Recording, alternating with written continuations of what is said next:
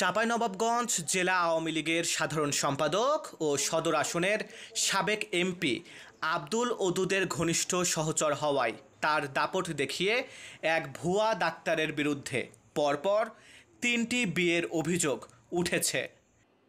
এমনকি এক নারীকে বিয়ের পর ৩ বছর সংসার করে অস্বীকার ও ভুক্তভোগী নারীকে প্রাণনাশের হুমকি দেওয়ার পাশাপাশি উল্টো ২টি মামলা করার অভিযোগ তুলে সংবাদ সম্মেলন করেছেন ওই ভুক্তভোগী নারী। হুমকি ধামকি দিচ্ছে।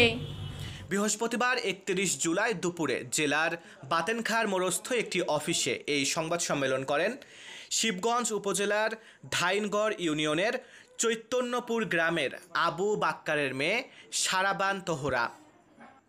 সংবাদ সম্মেলনে তার দাবি, সাবেক এমপি আব্দুল ওদুদের ঘনিষ্ঠ হওয়ায় নিজেকে ডাক্তার পরিচয়ে একের পর এক ৩টি বিয়ে করেছেন সদর উপজেলার রানীহাটি ইউনিয়নের রামচন্দ্রপুর হাট হাজিপাড়া গ্রামের ফিরোজ কবিরের ছেলে ইমরোজ আহমেদ শারুফ।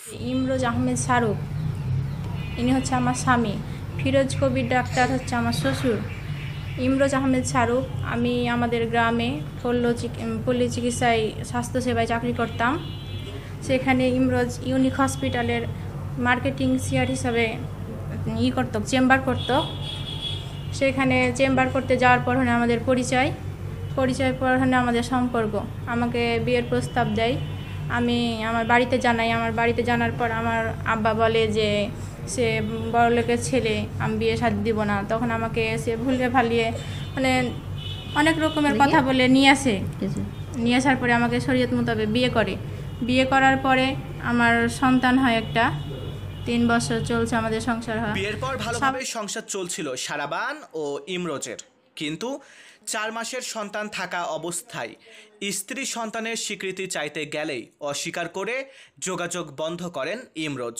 উল্টো দিতে থাকেন নানা রকম ভয়ভীতি ও প্রাণনাশের হুমকি। স্বাভাবিক সংসার ভালোই চলছিল। আমাকে বাসা ভাড়ায় নিয়ে থাকতো, তাদের বাড়িও মাঝে মধ্যে নিয়ে যেত। তারপরে আমার ছেলের বয়স যখন 4 বছর, তখন 4 মাস, তখন হচ্ছে যে আমার সাথে ঝামেলা সৃষ্টি করে। আমি যখন আমার সন্তানের অধিকার চাই, আমার অধিকার চাই, আমি বলি যে আমাকে বিয়ের কাবিলনামা করে দাও, আমাকে এরকম করছো কেন? তখন আমাকে যখন আমাকে বিয়ে করে তাদের তখন আওয়ামী লীগের পাওয়ারে ছিল। সেই পাওয়ারের ক্ষমতায় আমাকে কাগজ করে দেয়নি। আর এখন তো আমাকে অনেক হুমকি ধামকি দিচ্ছে। এই সময় সন্তানের পরিচয় শনাক্তে প্রয়োজনে ডিএনএ টেস্টের দাবি জানান তোহরা। আমাকে অস্বীকার করতেছে। আমার সন্তানের ডিএনএ টেস্ট করা হোক, আমারও টেস্ট করা হোক, বা তারও হোক, যে আসলে বাস্তবে তার সন্তান কি কার সন্তান সেটা বের হয়ে আসুক সমাজের কাছে।